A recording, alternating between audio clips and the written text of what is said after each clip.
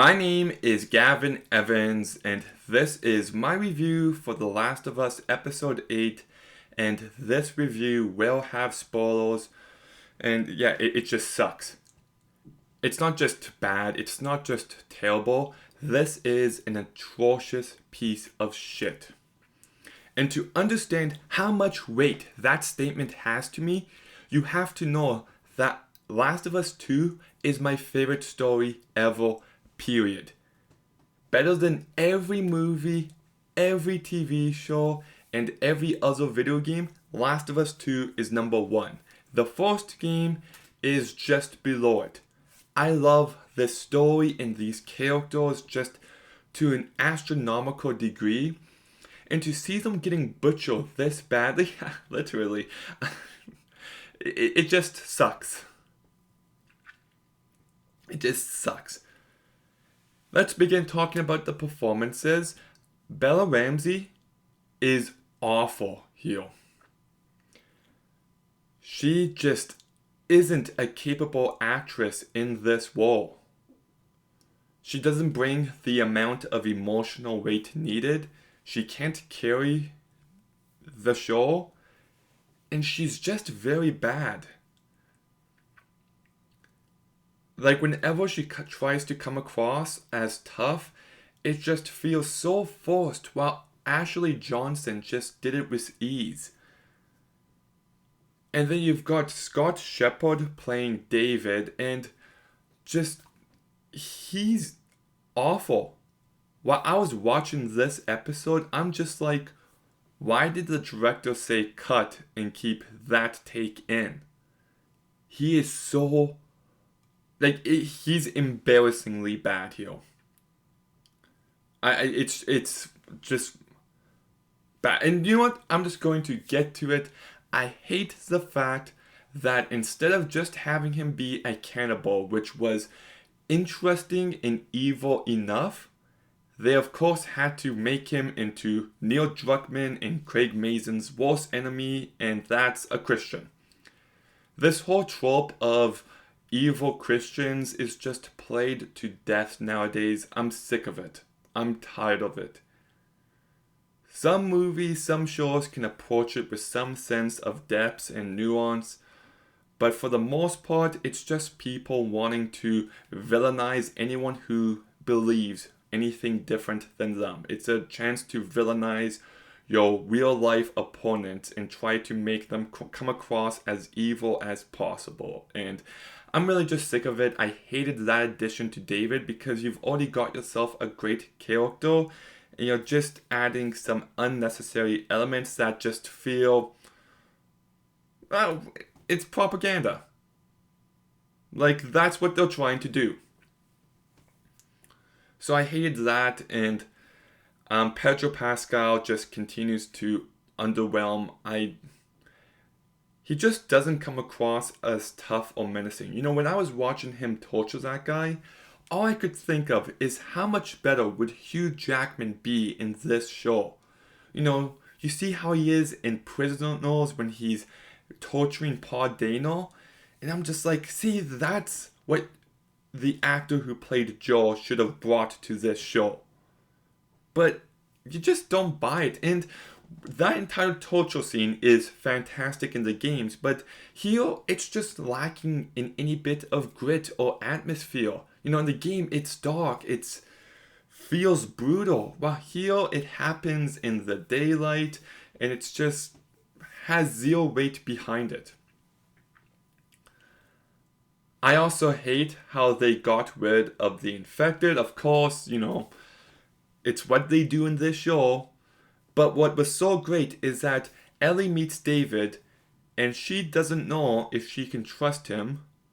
And then they'll put in this life or death situation where she does have to trust him, and you kind of lower your guard because of that. And then when he reveals that he's evil, just those words. And get this, he was traveling with a little girl. There's just so much weight behind that moment that's just entirely gone here because there's no reason for you to kill. And when the game is cutting back and forth between Joel and Ellie, you think Joel's gonna save her, and he does, but not physically, emotionally. And it has a lot more weight when Ellie is just butchering David and he stops her. And it just feels more urgent. It just feels a lot more natural of the moment. And I just thought, it's my favorite moment of the game because it is the moment that Ellie's innocence is lost. She's never the same again afterwards. And just the idea of what he might do to her is just pure evil. And for this little girl having to go to these drastic measures is just heartbreaking. And in her moment of need, Joel comforts her. And it's just a beautiful, beautiful moment. And I just felt nothing watching it here. There's also way less action, which is also to be expected from this show. Just all of it from Ellie going around the resort and all of that, it's just completely gone here. I'm not surprised at this point, but I'm still disappointed. And yeah, the show is just so oddly paced because it's so slow and boring, but at the same time, it is so rushed. This sequence should have been, honestly, a couple episodes. You could have had the infected, have the tension there, have the action and the urgency. There's so much more you could have done here, and they just condensed it to, the second shortest episode we've seen so far, and it has no weight. It just feels like yet another filler episode. Every episode feels like filler because they just don't spend their time with it. And it's a garbage show. I'm struggling to think of anything positive to say about this episode. I thought the acting was awful. The emotion wasn't there. The brutality isn't. I at least expected, they didn't show Ellie kill Riley in the show. They didn't have her kill that one guy. So are they saving the brutality for this moment? And no, really. So yeah, it's shit. I'm just done. I'm just done. I'm not going to watch season 2. I love this franchise. I really do. I love the games, and I'm just over it. The amount of love it's receiving is just truly baffling. There is nothing great about this show. I don't care about Joel or Ellie. I don't care about their relationship together. I don't care about whatever random villain gets introduced every episode.